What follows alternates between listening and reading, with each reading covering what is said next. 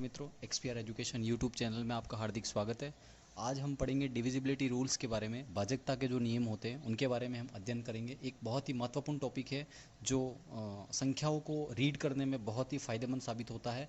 तो शुरू करते हैं, चलो। पहले हम बात करेंगे 2 से भाजकता के नियम की, डिविजिबिलिटी रूल बाय 2। उसमें ऐसी संख्या जिनमें इकाई अंक के स्थान पर 0, 2, 4, 6 और 8 आते हैं वह पूरी संख्या 2 से डिविजिबल होगी, है ना। Such number in which 0, 2, 4, 6, 8 come at the place of unit digit that then that whole numbers will be divisible by 2। तो यहाँ पे इकाई अंक के स्थान पर आना चाहिए। इकाई अंक के स्थान पर क्या आना चाहिए? तो 0 आना चाहिए, 0 आना चाहिए, 2, 4, 6 और 8, बस इनमें से कोई भी आना चाहिए। एग्जाम्पल के लिए अपन देख सकते हैं 2 से भाजकता का नियम, मतलब उसमें 2 का भाग चला जाएगा।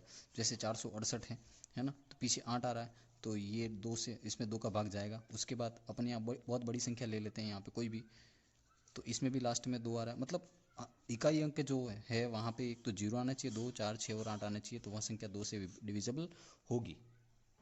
उसके बाद मैं बात करूँ 3 से भाजकता के नियम की। 3 से भाजकता का नियम क्या कहता है? उसमें क्या करना, सभी अंकों का योग कर देना। जैसे कि मैं एक बहुत बड़ी संख्या ले लेता हूँ, जैसे कि 1, 3, 8, 4, 5, 2, 3, 1। अब इतनी बड़ी संख्या में अपन 3 का भाग थोड़ी लगा सकते हैं, तो उसके लिए क्या ट्रिक है? उसके लिए क्या करना अपन को, 1 + 3 + 8 + 4 + 5 + 2 + 3 + 1। अब इन सब का योग करना, तो 1, 3, 4 और 8, 4, 12, 12, 4, 16, 5, 21 और 2, 22, 23 और 23 और 3, 26 और 1, 27।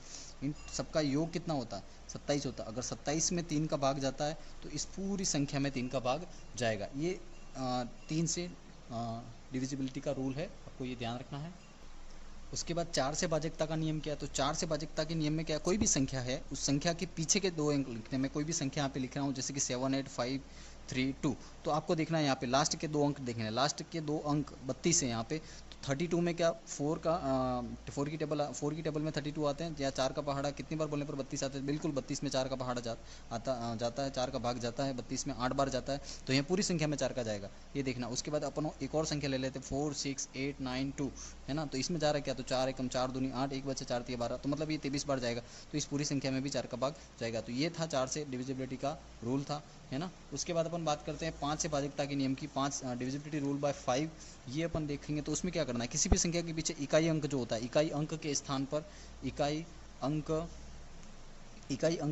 पर यहाँ पे क्या आना चाहिए? एक तो 0 आना चाहिए और एक 5 आना चाहिए। मतलब जो इकाई अंक होता है उसकी जगह पे क्या आना चाहिए? 0 और 5 में 2 कोई भी एक संख्या आनी चाहिए। जैसे कि मान लो यहाँ पे फॉर एग्जांपल 5000 लिख देते हैं यहाँ पे, या फिर 25, 80, 80 कुछ भी लिख दो। यहाँ पे 0 आ गया, पीछे इधर भी 0 आ गया, या फिर 5, 5, 5, 5, 5, 5, 5, यहाँ पे 5 आ गया लास्ट में। तो आप ये भी देख सकते हैं, कोई भी संख्या देख करके बता सकते हैं इसके पीछे क्या आएगा। उसके बाद अपन बात करते हैं 6 से भाजकता के नियम की, डिविजिबिलिटी रूल बाय 6। तो यहाँ पे देखेंगे आप 6 है, तो 6 के फैक्टर कर दो, इसको 2 × 3 होता है। तो जिस किसी जो कोई भी डिजिट है उसके अंदर अगर 2 से भी डिविजिबल है, 3 से भी डिविजिबल है, मतलब उसमें 2 का भी भाग जा रहा है, 3 का भी जा रहा है, तो उसमें 101% 6 का भी जाएगा।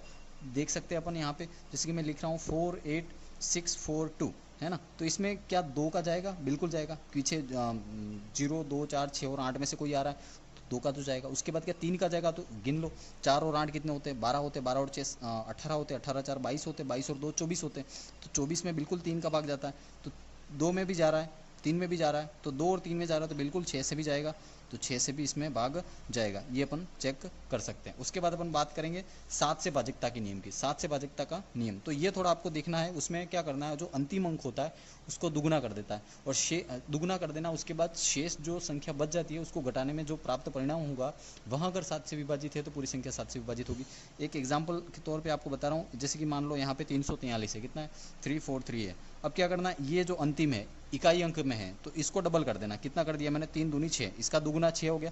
अब किसको घटाना है? 34 में से इसको घटा देना। किसमें? 34 में से इसको घटा देना। कितना रहा? यहाँ पे रहा 28। तो क्या 28 7 के पहाड़े में आता? बिल्कुल आता 7 से। तो ये अगर 7 के पहाड़े में ये आता है तो ये भी आएगा, बिल्कुल जाएगा, इसमें पूरा का पूरा भाग जाएगा, शेषफल 0 आएगा, है ना। उसके बाद अगर अपन बात करें यहाँ पे 483 लिख देता हूँ मैं, 483 की बात करें तो यहाँ पे क्या करना है, इस 3 को क्या कर देना, डबल कर देना। 3 का डबल कितना हो गया, 6 हो गया। और क्या बचा, 48 बचा। 48 में से 6 गया, कितना रहा, 42 रहा। 42 में भी 7 का भाग जाता। उसके बाद फिर से एक और एग्जाम्पल की बात करें, 729 की बात करें तो यहाँ पे 9 है ना। 9 का डबल कितना होता है, 18 होता है। अब क्या करना है, इस 72 को तो 72 ऐसे लिख दिया और माइनस 18। 72 में से 18 गए, कितने रहे अपने पास रहे 54। तो मुझे बताओ क्या 54 में 54 है वो 7 की टेबल में आते हैं, नहीं आते, बिल्कुल 56 आते हैं, 54 नहीं आते। तो ये नहीं जाएगा, ये एक गलत इसलिए लिखा ताकि आपको समझ में आए। तो